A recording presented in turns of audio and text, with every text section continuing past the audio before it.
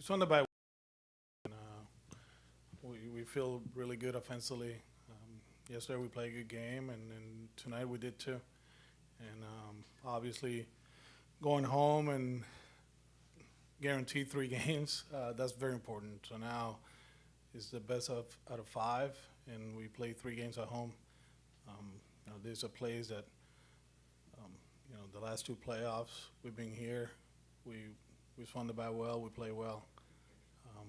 That's a tough team. It's never comfortable with them because they're a swing away from getting back in the game. But yeah, I mean, it's something that we talk about today, and now we go to Fenway, and it should be fun. Jen in the 4th row on your left. Alex, Nate's been so good for you guys all year, but just what does this start, mean for you guys in terms of just the way that you can set the rest of the rotation up and bullpen up and all that? I mean, there's a reason we map things the way we do, and some people don't agree with us, but I think we have a pretty good pulse of what we do in our program. And yesterday we almost pulled that off. Obviously, we want Chris to go deeper, and I think he will. But having Nate in game 2, understanding and knowing that there's a good chance he's going to go deep in the game with the off day tomorrow, we felt comfortable with the way we did things. He's been a horse for us. He's been amazing, and he went out there and he did an amazing job. Way back, Pete in the center. Alex, their starter was working at a slow pace in the first inning. Then you had the delay in the second inning. How did you guys kind of keep their focus, and was that an issue? I don't think our focus was going to be there was no way today, the way they came to the ballpark, the way they talked today in the meeting, the way they went about the business. It really didn't matter if it was an hour delay or whatever.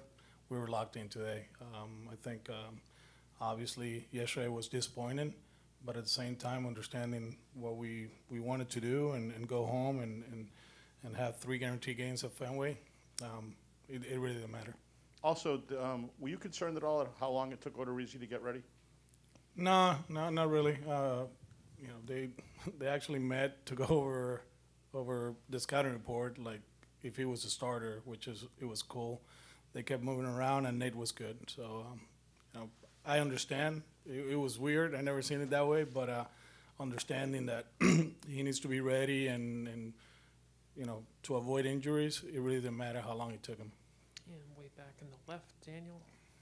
Alex, el equipo inició igual con Tampa, que perdió el primero, al otro día explotó la ofensiva. ¿Qué tienen estos muchachos cuando pierden, se ponen las pilas para el otro día? Yo creo que ayer teníamos las pilas también. Lo que pasó fue que nos ganaron, ¿verdad? Jugamos un buen juego de pelota, cogimos muy buenos turnos. Lamentablemente 2 picheos que se quedaron, uno alto y uno en el medio plato, y José Altuve y Correa conectaron cuadrangulares.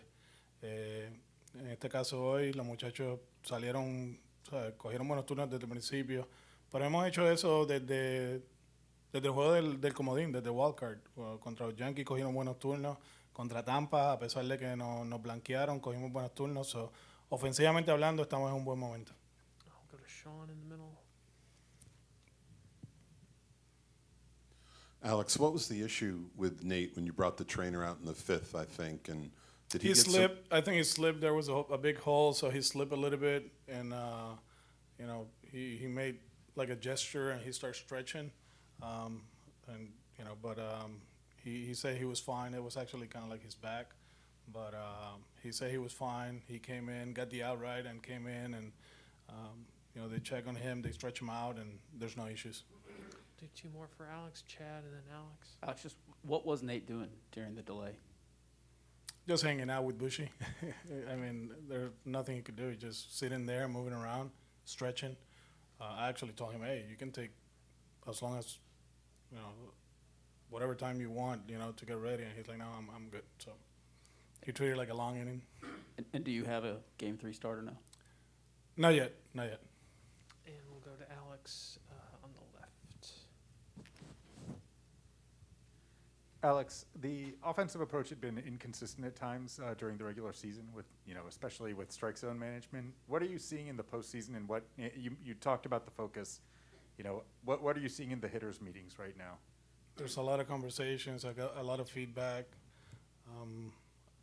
I guarantee you they're studying a little bit more. Watching not only one start, two starts, but 3 or 4, you know, and going back to a month ago, 2 months ago, looking for tendencies, you know, talking about the characteristics of the fastball, and because that's what they do, you know, they different angles, different shapes of breaking balls, you know, they do what they do, they attack how they attack, so you got to be ready. It's very different from Tampa. Tampa, I think it was more aggressive in the strike zone. These guys, they do what they do. They expand the zone. We struck out, what, 12, 13 times anyways today, right? Something like that. So we still can be better. But overall, I think it's more about what we can do and just try to keep that line moving.